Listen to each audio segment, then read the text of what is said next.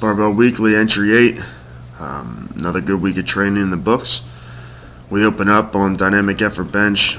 We worked with a lot of band tension, so Tyler ended up just working with the bar. He's home from college on his spring break. I was happy to have him back. I had an awesome week of training working with him. Can't wait till he finishes up so we can get a couple good months of training together. I worked with 95 pounds for 12 triples.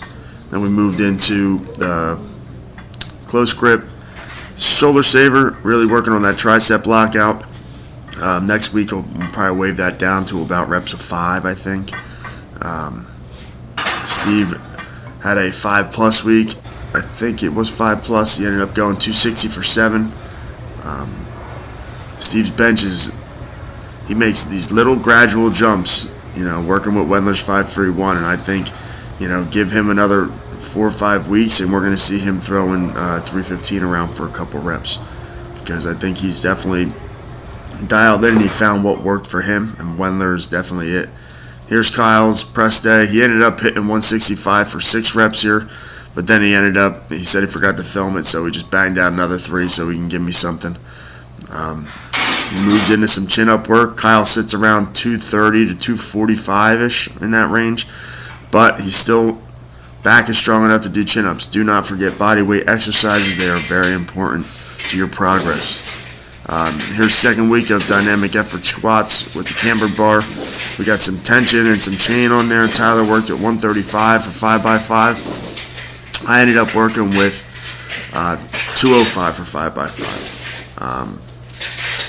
This bar is becoming one of my favorites.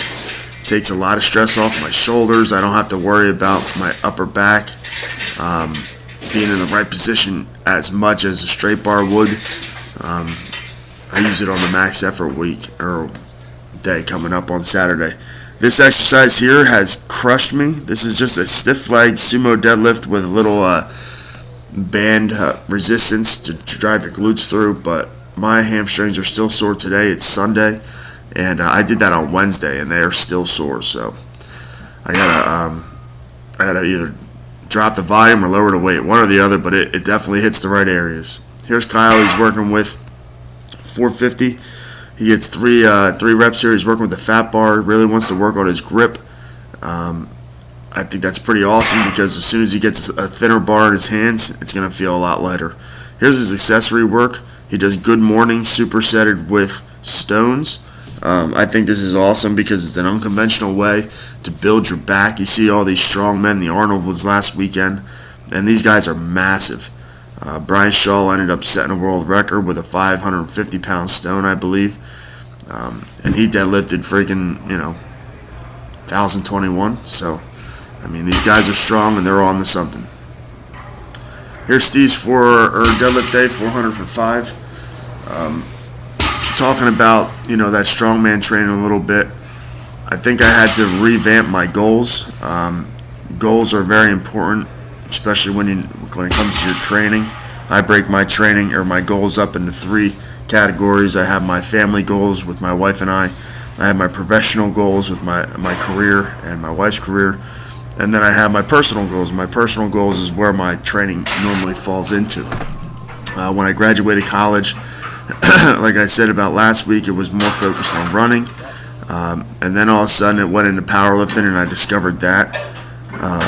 Slowly but surely, it was the deadlift 500-pound goal. It was deadlift 550, deadlift 600. It was squat 500, squat 550. Bench 315, bench 350, and we've completed all these goals. And now, I still love competing. I love powerlifting, but over the last 7 weeks, I've been adding in a lot more conditioning work into my training, and I've been happier for it. It's another way for me to compete, and it's another way for me to push myself in a different way. I can sit down and see if anybody wants to max rep a box squat, but who the hell wants to do that? I have my rower out there in my gym. I have my prowler. Each week on a Saturday, this is my 3rd week we did it. We done different conditioning circuits. We drag a sled, we do some wall balls, we do some battle ropes, we do it for 5 rounds, and we're all getting in a lot better shape because of it. So my goals my goals kind of changed a little bit. I still want to be the strongest I can be. I think strength is the most important thing in anybody's life. But I also want to be conditioned. I don't want to get out of breath going upstairs. I want to be able to look like I lift. I want to be in shape. And I want to be able to just pick up and go if I have to. And I think this type of training that I've been doing as of late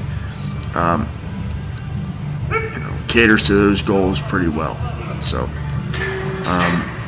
know your goals. I know we went over know your why last week, but when you're going to the gym and you actually get in there, what are you training for? Are you training to compete? Are you training to be the strongest guy you can be? Are you training for a big deadlift? Are you training for a big bench? Know what you're in there for so that you can clearly identify what you need to get done. Here's my max lift, 365 with a bunch of band tension. We paused on the box a little bit. Then we did some speed pulls to finish up. But conditioning work has been my go-to as of late. I'm definitely happier because of it, and I think I feel better because of it. So we're going to keep doing it, and we're going to see what comes of it. Hope everybody stays safe, stays strong, has a good weekend. Watch Steve almost lock this out. And we're out of here. See ya.